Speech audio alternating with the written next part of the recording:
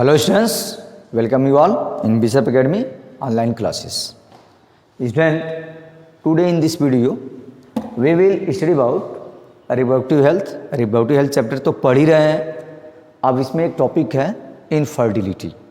Infertility का sense क्या है, या बोर्ड में इससे रिलेटेड क्वेश्चंस भी आते भी हैं. और इनफर्टिलिटी का मतलब होता है कि females which can not produce child is called infertile female. इसी को कहते हैं क्या हम, इनफर्टिलिटी. और इस वीडियो में इसी चीज़ को पढ़ेंगे कि what is the causes of infertility. Means क्या रीज़न है कि एक फीमेल्स जो है चाइल्ड को प्रोड्यूस नहीं कर पाते और पूरे लाइफ टाइम तक वो क्या रह जाते हैं, इनफर्टाइल रह जाते हैं. ठीक है, तो इनफर्टिलिटी का डिफिनीशन क्या है. Infertility is the defined as the failure to conceive within 1 or more years of regular unprotected intercourse. Unprotected intercourse होने के बाद भी फ्यूजन और फर्टिलाइजेशन अगर नहीं हो रहा है, यानी इम्प्लांटेशन नहीं हो रहा है, यानी एम्ब्रियो का डेवलपमेंट नहीं हो रहा है, यानी चाइल्ड प्रोड्यूस नहीं हो रहा है, इस कंडीशंस को हम क्या कहते हैं, इनफर्टिलिटी कहते हैं.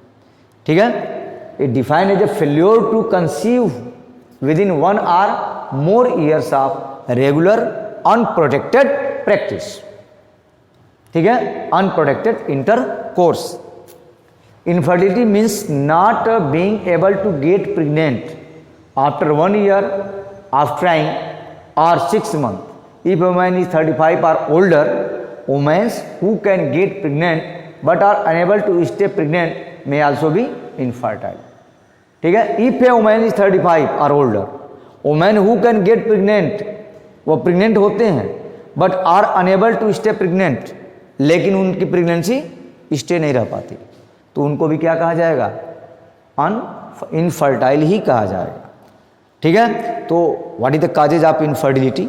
ठीक है, काजेज क्या है, तो पहले तो प्रेगनेंसी जानेंगे. प्रेगनेंसी को पढ़ भी चुके हैं, प्रेगनेंसी एंड एम्ब्रियोनिक डेवलपमेंट, लेकिन फिर से चूँकि चैप्टर ही है रिप्रोडक्टिव हेल्थ, तो ये सारी चीज़ें उसमें आएगा ही और उसको बार बार समझना ही है, तभी जाकर के पूरा सिलेबस भी समझ में आता है.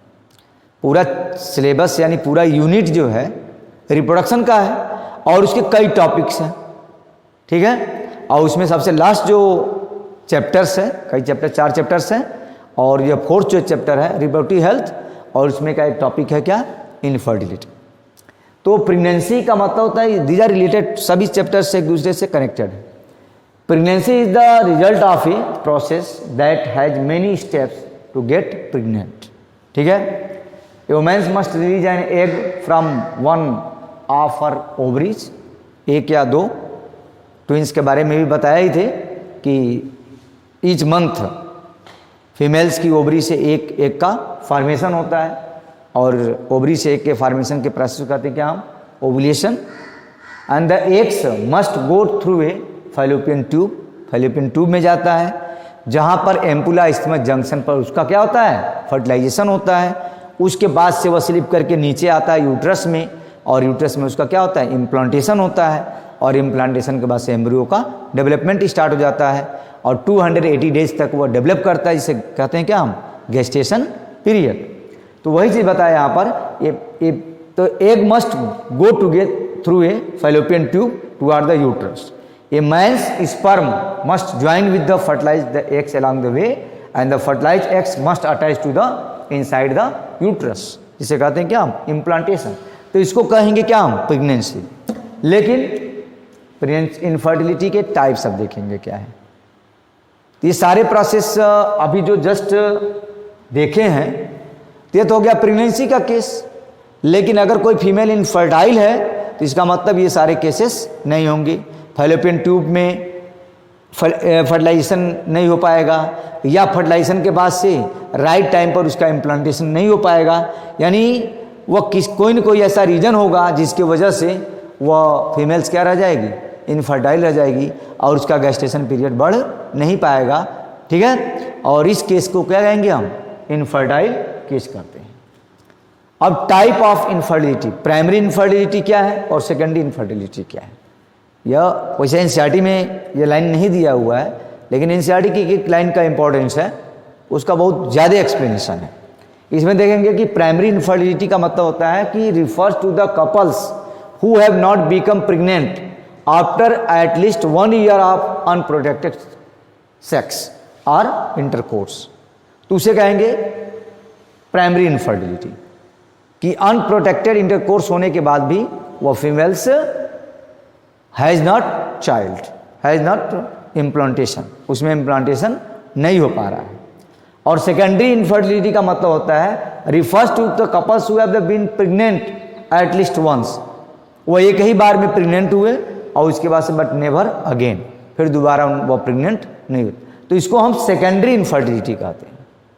यानी पूरे लाइफ टाइम में बस एक बार एक चाइल्ड हुआ या एक बार वो प्रेग्नेंट हुए फिर दोबारा प्रेग्नेंट नहीं होते हैं, तो these are also called infertility but secondary infertility.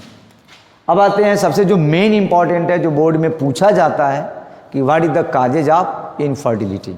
Infertility का डिफिनीशन और इसका काजेज। काजेज क्या है? Common causes of infertility of females includes ovulation problem, ovulation right time पर नहीं हो रहा है। सेकेंड दिया है कि tubular blockage, fallopian tube blocks है, ठीक है, नैरोवर है, नेचुरली वह नैरोवर है, एक तो बन रहे हैं लेकिन वह जो है पास होकर के नहीं आ रहे हैं। तो यह डायग्नोसिस के थ्रू ही क्लियर हो पाता है कि what is the causes of infertility. तो क्या क्या हो सकता है? ओवुलेशन का प्रॉब्लम हो सकता है, ओवम बन ही नहीं रहे हों, या बन भी रहे हैं तो राइट टाइम पर वो पास नहीं हो पा रहे हैं। ट्यूबुलर ब्लॉकेज का मतलब होता है फैलोपियन ट्यूब ब्लॉक है, ठीक है। एज रिलेटेड फैक्टर भी इसमें काम करते हैं, 40+ में ज़्यादा प्रॉब्लम्स होते हैं, ठीक है। यूट्राइन प्रॉब्लम भी हो सकता है, यूट्रस में इम्प्लांटेशन राइट टाइम पर नहीं हो पा रहा हो, यह भी एक काजेज हो सकता है, या यूट्रस उसके लिए प्रिपेयर ना हो, ठीक है, यूट्रस शॉर्ट हो या यूट्रस में कोई प्रॉब्लम्स हो, ये एक काजेज हो सकता है। प्रीवियस ट्यूबल लाइगेशन या पहले ट्यूबल लाइगेशन हुआ है, वह भी एक काजेज है। और क्या है? एंडोमेट्रियोसिस भी है कि इंटरनल कोई प्रॉब्लम्स भी है। अब इसके काजेज और भी हो सकते हैं, कैंसर या tumours, clotting disorders, diabetes is also causes of infertility, growth जैसे फाइब्रोइड्स और पॉलिप्स, ठीक है, इन द यूट्रस एंड सेरिविक्स, सेरिविक्स पर या यूट्रस में